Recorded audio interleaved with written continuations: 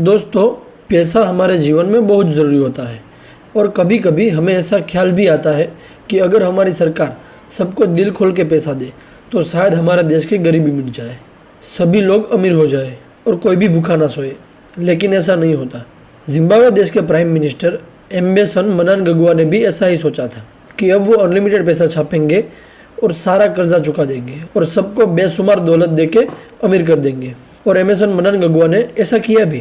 आप ज़रा उस समय की ये तस्वीरें देखो। अब आपको लगेगा कि यहाँ पे तो पैसों की बारिश हो गई, सब लोग अमीर हो गए। लेकिन दोस्तों, ये बच्चा इतने सारे पैसों से सिर्फ एक ब्रेड का पैकेट ही खरीदने जा रहा है। मतलब वहाँ की सभी चीज़ इतनी महंगी हो गई कि छापे हुए पैसे भी किसी काम के नहीं रहे। मतलब अगर सरकार ज़्यादा पैसा छापते हैं तो वहाँ की सभी चीज़ें इतनी महंगी हो जाएगी कि वहाँ पैसों की वैल्यू ही नहीं रहेगी। दोस्तों, अब आते हैं वीडियो के मेन टॉपिक पे कि सरकार पैसा छापती कैसे है। तो दोस्तों, सबसे पहले फैक्ट्री में कॉटन के बड़े बड़े बंडल आते हैं और बाद में उस कॉटन के बंडल को अच्छी तरीके से मैश किया जाता है। अच्छे से मिल जाने के बाद उस कॉटन को पानी के बहुत बड़े ड्रम्स में फेंका जाता है ताकि उससे बनने वाले नोटों में जान आ जाए। उसके बाद उसमें से सारा पानी निकाल दिया जाता है और उसको एक मशीन में डाला जाता है। यह मशीन का काम होता है उस सारे मिश्रण को दबा दबा कर एक पेपर फॉर्म में बनाया जाए। दोस्तों, आपने देखा होगा ये नोटों पर गांधी जी का जो वाटरमार्क होता है, सबसे पहले वही वाटरमार्क लगाया जाता है क्योंकि वही तो मेन है। अब एक तरफ वो वाटरमार्क लगता है और दूसरी तरफ उसका बड़ा सा रोल बन जाता है। फिर उसी रोल में से कुछ सैंपल्स इंस्पेक्शन टीम लेकर चेक करती है कि पेपर में कोई गलती तो नहीं है।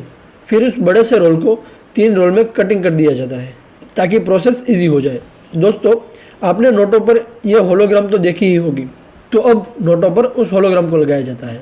होलोग्राम लग जाने के बाद उस पेपर का वापस इंस्पेक्शन होता है जो कंप्यूटर के ज़रिए किया जाता है और ये क्वालिटी इंस्पेक्टर अच्छी से चेक कर लेते हैं कि नोटों पर लगा हुआ वाटरमार्क और होलोग्राम बराबर है कि नहीं।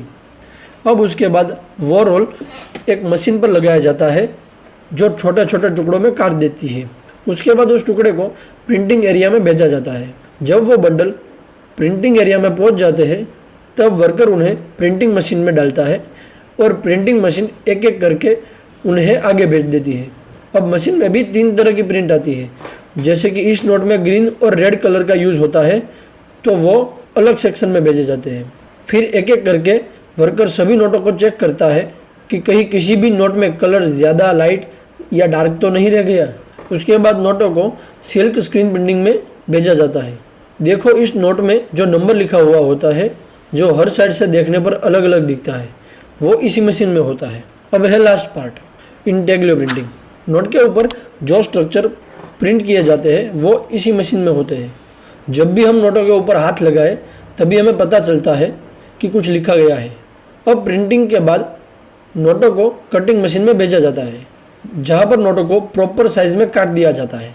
फिर वो नोट बड़े से कंटेनर में भेजकर अलग अलग बैंक में भेज दिए जाते हैं। जब भी कोई नोट खराब होता है और हम वो बैंक में जमा करवाते हैं तब उतने ही नया नोट छाप दिए जाते हैं। तो दोस्तों, उम्मीद है आपको ये वीडियो पसंद आई होगी। मिलते हैं नेक्स्ट वीडियो में, आपका इंतज़ार रहेगा।